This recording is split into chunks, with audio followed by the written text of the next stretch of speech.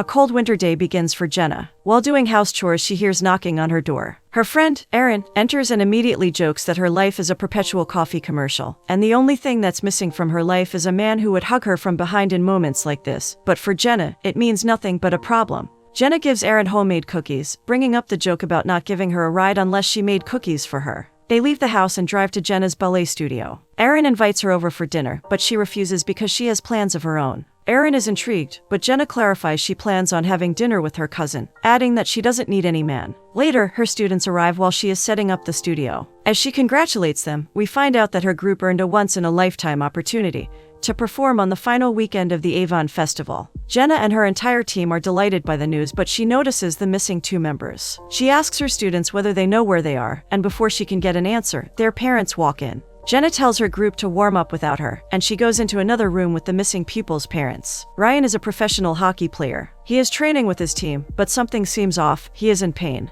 The coach calls him and asks if his leg still hurts. Ryan tries to hide it, saying that everything is fine and he can play, but the coach stops him. He is worried that Ryan won't be able to give his 100% in the next game because of his injury, so he tells Ryan to stop training. The coach reveals he called his manager earlier that day, and they decided that they needed to come up with a different solution to cure his injury because, up to this point, they had tried everything. Ryan is frustrated but follows the order and stops training. Back to Jenna and the parents. The parents reveal their daughters decided to try for the dance company team, and they got accepted. They had to choose between a dance team and a ballet, so they decided to go for a dance team. Jenna is upset because she believes people should love and enjoy the process of the art and not make it into a competition. Nonetheless, she understands that she is left without a choice, so she accepts their parents' decision, wishing them a good luck for their daughter's career, and thanks them for letting her know. After the dancing practice, Jenna prepares dinner for his cousin, Terry. Jenna invites him to stay in her guest house, but he refuses. He says he just wanted to see her, and then go back to the city. He admits he's there to scout members for the hockey team.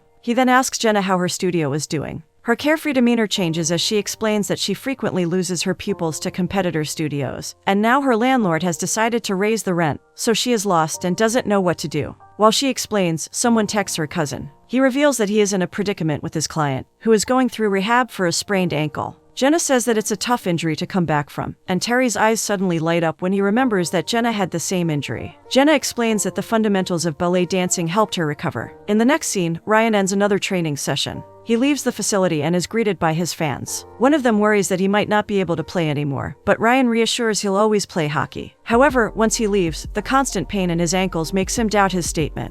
Coincidentally, it turns out Terry, Jenna's cousin, is his agent. He suggests that they need to change their approach to curing Ryan's sprained leg. He is frustrated because he tried everything from acupuncture to infrared therapy, but nothing helped. However, Terry explains that what he has in mind isn't anything like that. Ryan is intrigued until the idea of ballet is mentioned. He can't believe his ears and thinks Terry is pranking him. Terry gives him examples of other athletes who have tried the same method and found it successful for them. He adds that Jenna suffered the same injury as him and was able to recover using the fundamentals of ballet. The last nudge he needed was when Terry mentions if he doesn't try it, he might not be able to play as a pro. Ryan doesn't want to entertain this grim idea, believing he is nothing without hockey. At this point, Terry already knows Ryan is willing to try it. Terry calls Jenna to arrange Ryan's therapy. She thinks that it's just a convenient excuse for Terry because Ryan will be able to train with his secondary team and have rehab at the same time. Terry tries to reason with her that it's not because of that, and he even proposes that they will pay a lot of money, but she refuses it. When Jenna steps out of her studio, she coincidentally meets the landlord. She tries to reason with him not to raise the rent but fails miserably. She caves in and calls Terry, finally agrees to his proposal. In the next scene, Ryan is preparing to go to Jenna's place, but he is having second thoughts. He thinks that Terry just wants to help his cousin, but Terry quickly reassures him that Jenna is an expert,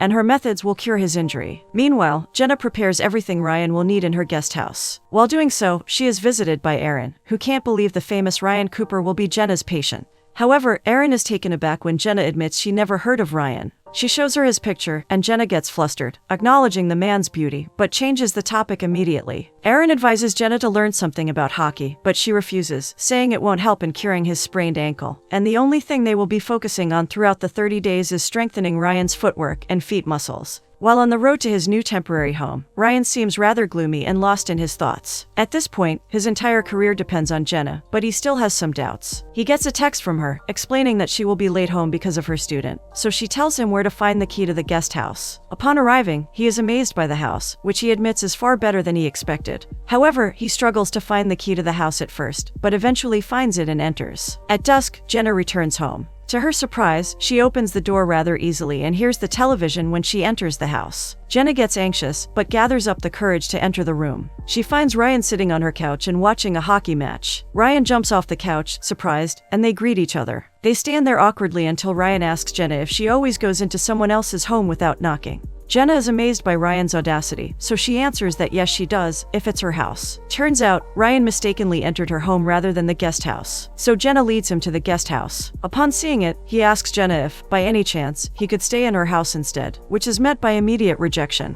Jenna deduces that Ryan must be the type of guy who always gets what he wants in life, but he points out that at the moment he isn't getting anything he wants. Later, she shows him a guidebook that holds all of the information about the city he is visiting. She even advertises her Ballet Studios performance, which will be held on Winterfest. Ryan nervously says that he hopes she won't force him to dance at the festival. She finds this idea too ridiculous to even pay attention to, reassuring him that she won't. Once again, Ryan can't help but space out. Jenna notices this and tries to reassure him by saying that she went through the same thing, confidently stating her methods can heal him. After hearing this, Ryan slowly approaches Jenna as if her words lifted some weight off his shoulders, telling her he hopes she is right. He admits that he doesn't know what else to do. They arrange for the therapy to start at noon after Ryan's training session with the wolf pack. Before Jenna leaves, Aaron appears with cookies and gives them to Ryan. Aaron behaves like an enthusiastic child, but Ryan is unbothered. The next day, Jenna is angry because Ryan didn't arrive on time. After 1 hour had passed, he finally enters the studio and apologizes for being late. He blames the kids who were asking for his autograph, stating he didn't want to disappoint them. Jenna doesn't believe him. She says that if he is so good with children, then it won't be a problem for him to work with this group. Ryan then notices a bunch of kids behind him, confusing him. Jenna explains that because he was late, he missed private lesson hours, so now he has to train with a bunch of kids. Jenna even mocks him, asking if he can keep up with the kids. Feeling challenged, Ryan starts passionately following Jenna's directions. Unfortunately, Ryan can barely walk, as every step comes with great pain. Later, he knocks on Jenna's windows, complaining that after his first session with the 5-year-old, everything hurts for him and he feels a little embarrassed. Jenna explains that this is good news for him because the purpose of the training was to focus on the smaller muscle groups that he has been ignoring all his life. Ryan is worried that he won't be able to train with the wolf pack for that day because of the pain, but she gives him simple advice she thought he would know, which is to stretch before working out. Before Ryan leaves for the training, Jenna invites him for coffee. Ryan gets impatient, and she is surprised that he never saw someone brew coffee before. After brewing, she takes a cake out of the oven. Ryan prepares to cut it, but his attention shifts to wooden plank with Hig Farms inscribed on it. She explains that it's a Danish word that describes a way of life focused on cultivating feelings of happiness, warmth, and family. Ryan mocks the idea by comparing it to an existential blanket. Jenna tries to make him understand what she meant, but she fails. Everything for Ryan starts with hockey and ends with it too. Jenna tells him that his life can't revolve around his career 24/7, but sadly, Jenna doesn't get through to him. He makes it clear to her that he is only there to cure his ankle, and nothing more. They continue with a different topic, until Ryan's transportation arrives. He leaves shortly after. In the next scene, Ryan is once again late for his training session.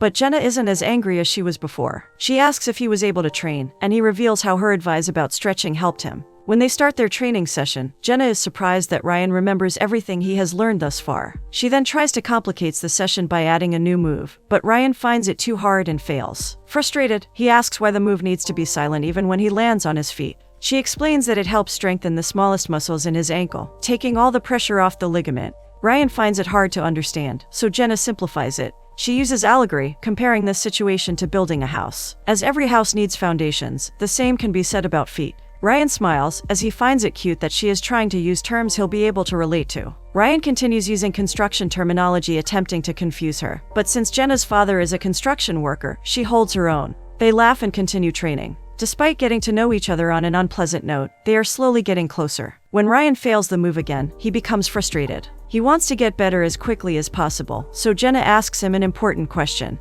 What will he do if he doesn't fully recover? Ryan doesn't even want to think about it. Jenna tries to calm him down, saying that everything will be fine, clarifying that she was only talking about a backup plan. However, for Ryan, the backup plan is giving up. Jenna explains how he can't control everything in his life, and sometimes life just takes people in a direction they never considered. Ryan is confused and asks her if the reason she stopped dancing is because of her past injury. She responds by pointing out her injury was cured, using the same method she is using on him as of the moment. Ryan is curious why she quit professional ballet. However, this is a sensitive topic for her, so she avoids talking about it, opting to continue Ryan's training session instead. Jenna combines the two moves she taught him into one and shows him how he should do it. As she does it, Ryan becomes captivated by her. It's as if a mysterious force made him forget about everything. All that remains is Jenna. She calls him by his name a couple of times, but he is so lost in his thoughts for a while. They continue dancing after he snaps out of it. In the next scene, Jenna, Aaron, and Matt are having dinner. Aaron thinks Jenna should invite Ryan, but Jenna refuses, insisting she won't make the mistake of mixing personal and professional life once again. Aaron then notices some people outside her window, so Jenna stands up and opens the door. The delivery guy asks her if the address is correct. Jenna is confused, but out of nowhere, Ryan jumps out and reveals he rented a TV, and Jenna can't believe him. Aaron invites Ryan to join them, and he awkwardly accepts the invitation. On the way in, he compliments Jenna, saying that she looks beautiful. Aaron introduces Matt to Ryan, then invites Ryan to the bar where they were planning to go. Jenna is livid, but Ryan doesn't notice, gladly accepting the invitation. At the bar, Ryan makes small talk with Matt. We find out that Matt is a real estate attorney, and he used to play hockey when he was a child but gave it up. When Aaron and Matt excuse themselves for a bit, Ryan jokes about how it seems like a perfect environment. But for Ryan, one thing is missing: hockey. Jenna tries to convince him to enjoy something that doesn't involve a scoreboard. This is when Ryan sees an air hockey table and challenges Jenna to a game. To Ryan's astonishment, Jenna decimates him in the game. She explains that in the past, when she was on a national tour for a ballet company, the crew had an air hockey table, and she had a lot of time to practice her skills. Ryan, after hearing Jenna talk about her past, thinks it's the right time to ask her why she gave up on professional dancing, but is interrupted by Matt. After some time, they call it a night. Ryan expresses his gratitude for letting him tag along, stating it was one of the best nights he has had in a long time, a sentiment echoed by Jenna. As they are parting ways, Jenna can't help but look over her shoulders just to observe Ryan for a while longer. In the next scene, Ryan still fails to do certain ballet moves flawlessly. Agitated, he starts doubting whether what he's doing will actually help him. Jenna calms him down by revealing she had done her research. She shares how she talked with his doctors and other dance instructors, who use the same technique as she does. She knows that her training will bear fruit. As they continue to train, one of Jenna's students, Felix, arrives early and sees them. He apologizes for intruding, but Jenna doesn't mind. We find out that Felix is also a hockey player, but is always benched. Ryan encourages him to keep pushing forward and never give up, and one day he will be able to play on the main team. Felix gives him the same advice about dancing. Later, Jenna prepares her entire dance team for the festival. They start the usual rehearsal, and everyone dances without a mistake. Ryan also watches the beautiful performance and applauds them by the end. In another scene, Ryan practices his shooting skills in a yard. Jenna approaches him and asks for his help. She plans to add an extra heater to his room because the weather is going to be cold. Ryan laughs, reminding her he is from northern Canada, where it sometimes gets -60°C, so cold is nothing for him. Later, when Jenna takes Ryan to the barn, he notices Jenna's posters from her professional dancing days. Jenna reveals the event happened 4 years ago. Ryan thinks he might have been there. It turns out Ryan took a picture with Jenna before. At that time, she was the prima ballerina, and her dance captivated Ryan's soul. Jenna looks at the picture and asks Ryan who the girl standing beside him is. He sighs, revealing the woman to be his ex-girlfriend who broke up with him after he got injured. Jenna assures him that he'll eventually meet someone who will love him solely for who he is. This is precisely what scares Ryan because he doesn't know who he is without hockey. Jenna shares that she felt the same when she left ballet, but she came around. Ryan asks what happened, and her only response is a vague statement about how dating one's boss is not a good idea. Ryan doesn't pry any further. Jenna finds the heater, and they leave the barn. Suddenly, Ryan's ankle starts hurting. Jenna thinks he might have hurt it during their training, but Ryan confesses that he went back on the ice and trained with his team just because he felt like he needed to do it. Jenna's concern turns into annoyance. She tells Ryan that no one understands what he's going through better than her. He reminds him that if he hurts himself while being inconsiderate of her advice, he might not be able to recover at all. She cancels the next training session so he can rest, and Ryan stands still like a scolded child, promising he won't do it again. The next day, Jenna opens her door for Aaron. She seems rather worried and explains that she heard news that more of her students might leave her studio. Jenna is disappointed by this news, but she knows there is nothing she can do about it. At noon, she goes to her studio and is surprised to see Ryan, who is supposed to be resting. Ryan claims that he feels great and is ready for training. Jenna exclaims that he has to trust her, then quickly apologizes for her tone. Ryan is unbothered and even invites her for a walk before the start of their lesson. Ryan buys some hot cocoa for the two of them, and then asks about the studio situation. Jenna explains that it's nothing serious, all she needs is to get enrollment numbers up again. Ryan suggests that he can make the Rangers pay more for her, but she refuses. She believes ballet is more than just winning or losing, it's an art of self-expression through body movements, adding how she doesn't understand why other dance studios are popular. Ryan relates to her sentiment. For him, despite loving hockey, he doesn't remember the last time he played it for pure fun. Jenna explains that she plans to spread the word during the festival, and she hopes it will be enough to get enrollment numbers up once again. Ryan asks her the same question she asked him, if she has a backup plan. She gets caught off guard after hearing this question. She answers him the same way he answered her before, about how her backup plan is quitting. Suddenly, Ryan is no longer worried. They smile at each other, almost as if something is budding. After they finish their date, Jenna goes back to teach another lesson. She starts preparing her students for the festival. After a flawless practice, she is convinced that they will give the best performance of their lives. In the next scene, Jenna sits on her couch when she hears some noises coming from outside. She sees a bored Ryan, juggling with his hockey stick. She invites him over and prepares a homemade dish. Ryan seizes the opportunity to ask who is the guy responsible for her quitting her job.